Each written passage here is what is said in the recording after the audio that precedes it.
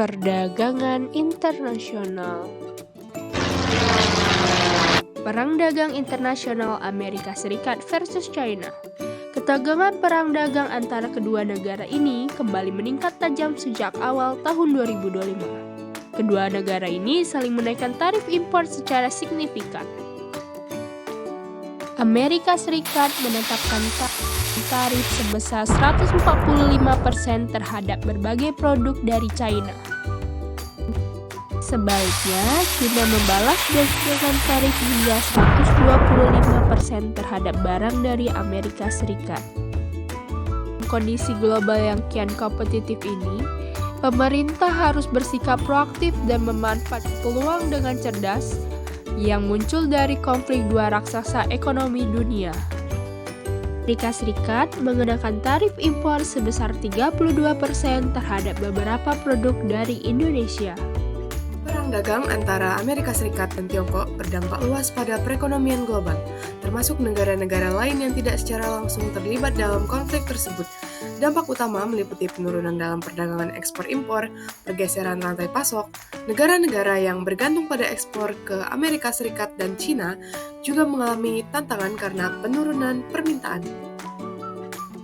Selanjutnya, perang dagang antara Amerika Serikat dan China memiliki dampak signifikan terhadap ekonomi Indonesia. Ekspor Indonesia ke Amerika Serikat dan China dapat mengalami penurunan. Menteri Keuangan Sri Mulyani Indrawati menyatakan bahwa tarif Amerika Serikat dapat mengurangi pertumbuhan ekonomi Indonesia sebesar 0,3 hingga 0,5%. Target pertumbuhan 5,2% tahun ini terancam tidak tercapai akibat tekanan eksternal. Sebelum kita lanjut kembali, apa itu perdagangan internasional? Jadi, perdagangan internasional adalah tukar-menukar barang dan jasa antara subjek ekonomi di dua negara atau lebih untuk mendapatkan keuntungan. Faktor pendorong perdagangan luar negeri Indonesia. Yang pertama, perbedaan sumber daya alam. Indonesia kaya akan sumber daya alam seperti rempah-rempah, hasil perkebunan, dan mineral. Negara lain yang tidak memiliki sumber daya ini akan membeli dari Indonesia. Yang kedua, kebutuhan dan selera. Setiap negara memproduksi barang yang memiliki kesamaan, tetapi setiap negara mempunyai kebutuhan dan seleranya berbeda, sehingga menjadi pendorong perdagangan internasional. Yang ketiga, kemajuan teknologi. Dengan kemajuan teknologi memungkinkan negara untuk memproduksi barang dan jasa dengan biaya yang lebih rendah dan kualitas yang lebih tinggi. Perdagangan internasional juga memungkinkan negara untuk berbagi pengetahuan dan teknologi sehingga membantu meningkatkan efisiensi dan produktivitas. Yang keempat, perbedaan iklim. Perbedaan iklim menjadi faktor pendorong perdagangan luar negeri Indonesia karena setiap negara memiliki iklim yang berbeda yang bisa mempengaruhi kegiatan produksi. Contohnya seperti iklim Indonesia yang membuat kualitas kedelai kurang bagus sehingga pemerintah melakukan impor kedelai agar dapat memproduksi tempe. Yang kelima, infrastruktur dan transportasi. Perdagangan internasional akan berjalan dengan lancar dan efisien jika didukung oleh kualitas infrastruktur yang baik dan transportasi yang efektif dapat mempersingkat waktu pengiriman. Faktor penghambat perdagangan luar negeri Indonesia. 1. Tarif dan bea cukai.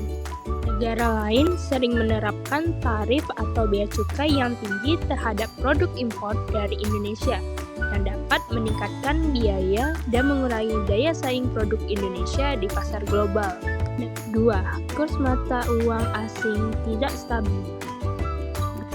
Fluktuasi mata uang dapat membuat transaksi perdagangan menjadi lebih rumit dan mahal sehingga menghambat kegiatan ekspor dan impor.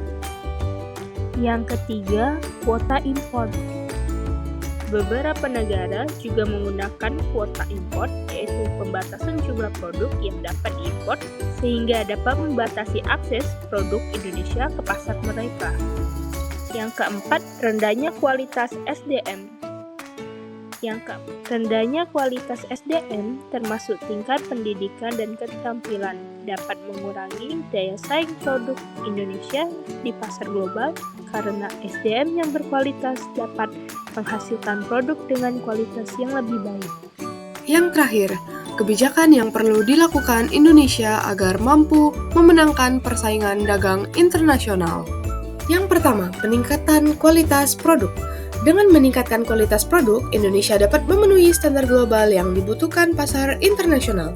Produk yang berkualitas tinggi akan lebih diminati sehingga daya saing Indonesia di perdagangan dunia meningkat.